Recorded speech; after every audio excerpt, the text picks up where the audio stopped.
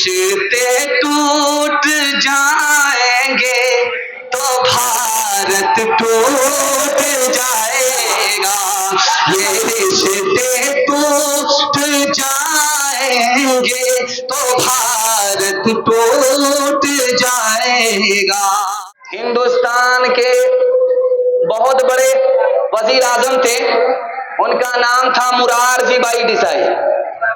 उन्होंने मुसलमानों से कहा, मुसलमानों मुझे एक इमाम दे दो, मुसलमानों मुझे एक मुअज्जिन दे दो। कहा कि वजीर आजम आप तो हिंदू हो, आपको इमाम की क्या जरूरत है, आपको मुअज्जिन की क्या जरूरत है? मुअज्जिन तो मस्जिद में चाहिए, मुअज्जिन और इमाम तो मस्जिद को चाहिए। आप तो वजीर आजम हो, हिंदू हो, आप इमाम क्यों मांग रहे हो, आप मुअज्जिन क्यों मांग रहे हो? वजीर आजम ने कितना प्यारा जवाब दिया। उन्होंने कहा कि बगल में मंदिर है, बगल में मस्जिद है, मस्जिद का दरवाजा बंद है, मस्जिद का माइक बंद है, मंदिर का दरवाजा खुला हुआ है, मस्जिद का माइक बंद है, मस्जिद में अजान नहीं होती है, अजान देने वाला मुअज्जिन नहीं है, मस्जिद में नमाज नहीं होती है, इमाम नमाज पढ़ाने वाला नहीं है। मेरे दिल को ठेस पहुंचती है। हिंदुस्तान हिंदू मुसलमान दोनों का है और इसकी खूबसूरती में एक तरफ मंदिर है, एक तरफ मस्जिद है। मस्जिद का दरवाजा बंद हो, मंदिर का दरवाजा खुला रहे, ये मुझे गवारा नहीं है। इसलिए मुझे एक मुअज्जिन दे दो, एक इमाम दे दो, तनख्वाह मैं अपनी जेब से अदा करूंगा, ताकि इस हिंदुस्तान में मंदिर भी आबाद रहे, खुदा का घर मस्जिद भी आबाद रहे। महात्मा गांधी जी ने हिंदू मुसलमान से खिताब करते हुए कहा कि तुम हिंदू करके हिंदू से मुसलमान से झगड़ते हो और तुम मुसलमान समझ करके हिंदू से झगड़ते हो। याद रखो, मैंने हिंदू से हा को निकाला, मुसलमान से मीम को निकाला। जब हा को मीम से मिलाया तो हम हो गया कि यानी हम हिंदुस्तानी हैं, चाहे हिंदू हो चाहे मुसलमान हो। जब तुम भी हिंदुस्तानी हो, हम भी हिंदुस्तानी हैं, तो हिंदू मुसलमान का फिर झगड़ा कैसा है? तीसरे नमूने को आपकी खिदमत में रखने के लिए जा रहा हूं, इसको बहुत ध्यान से सुनिएगा। कबीर दास जी ने कहा, किसी भी हिंदू समाज के एक आदमी को खड़ा करो, वहां पर मुसलमान को भी ले आओ, मुसलमान से पूछो कि ये दुनिया जाने वाली है, वो बोलेगा जाने वाली है। मुसलमान से पूछो ये दुनिया जाने वाली है, वो बोलेगा हाँ ये दुनिया जाने वाली है। हिंदू से पूछो कि ये दुनिया जाने वाली है, वो भी बोलेगा ये दुनिया जाने वाली है। तो कबीर दास ने कहा कि तुम हिंदू हो, तुम मुसलमान हो, दोनों मानते हो कि ये दुनिया जाने वाली है, तो जाने वाली चीज पर फिर तुम आपस में झगड़ा क्यों करते हो? सुबह का वक्त था, खिड़की खोल करके राजा देख रहा था, मीरगंज के रोड को देख रहा था और दलित समाज का आदमी झाड़ू लगा रहा था। उसने झाड़ू लगाते हुए देखा, उसका काम खराब होने लगा। उसने कहा ये मनहूस है, इसको फांसी पर चढ़ा।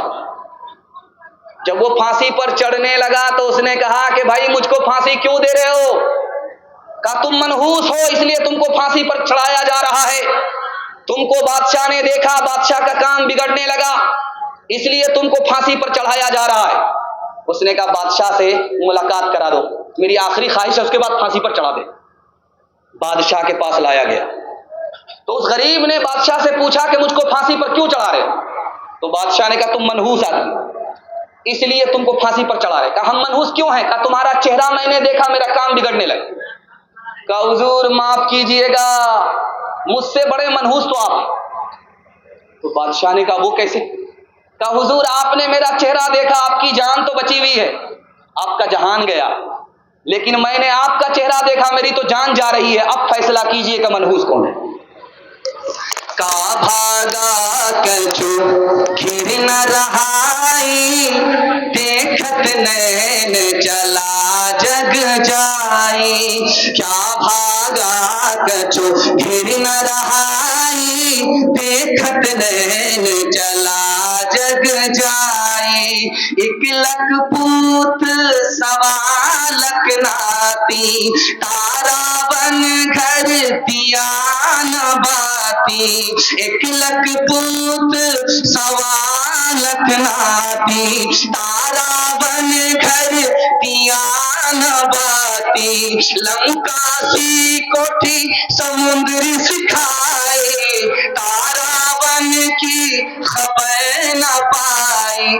कहत कबीरा अंत की बारी, हाथ झाड़ जैसे चले जुआरी।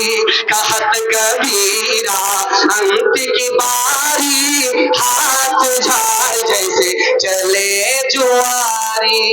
हवेली जो पूरी सबका मुकद्दर फूट जाएगा। अगर ये साथ हिंदू मुस्लिमों का छूट जाएगा। हवेली चौपड़ी सबका मुकद्दर फूट जाएगा। दुआ कीजिए कि हम में प्यार के रिश्ते रहे कायम। ये रिश्ते टूट जाएंगे तो भारत टूट जाएगा। ये रिश्ते टूट जाएंगे तो भारत टूट जाएगा।